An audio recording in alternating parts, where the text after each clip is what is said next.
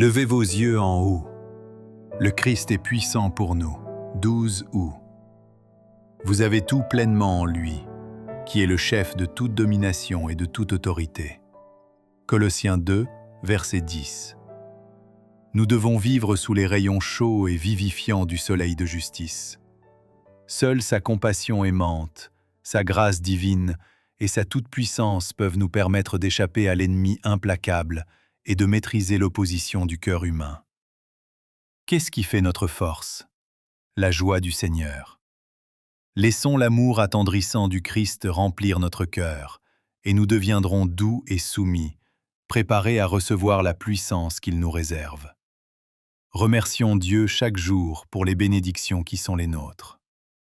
Si l'homme veut s'humilier devant Dieu, comprenant combien il lui est inopportun d'entretenir un sentiment de suffisance, constatant son incapacité absolue de faire le travail nécessaire à la purification de son âme, rejetant, ne tenant aucun compte de sa propre justice, alors le Christ gravera son image dans cette âme. Le Christ ne négligera jamais la tâche qui lui a été remise.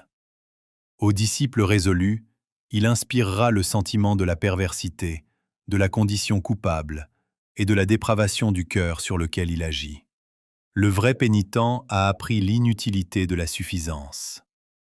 Regardant à Jésus et comparant les manques de son caractère au caractère parfait du Sauveur, il peut dire « Sur la croix, Christ a porté toute mon iniquité. » Avec Ésaïe, il déclare « Éternel, tu nous donnes la paix, car tout ce que nous faisons, c'est toi qui l'accomplis pour nous. Éternel, notre Dieu, d'autres maîtres que toi ont dominé sur nous, mais c'est grâce à toi seul que nous invoquons ton nom. » Ésaïe 26, versets 12, 13. En regardant au Christ dans le but de devenir semblable à lui, celui qui recherche la vérité découvre la perfection des principes de la loi divine. Il n'est plus satisfait de rien moins que la perfection. Cachant sa vie dans la vie du Christ, il comprend que la sainteté de la loi divine est révélée dans le caractère du Christ, et il s'efforce de plus en plus ardemment de lui ressembler.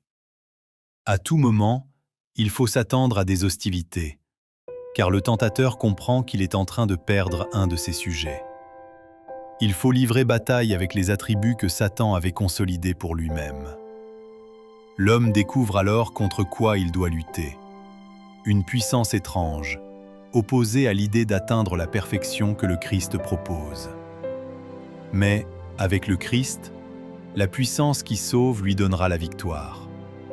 Le Sauveur le fortifiera et l'aidera lorsqu'il viendra implorer la grâce et la compétence.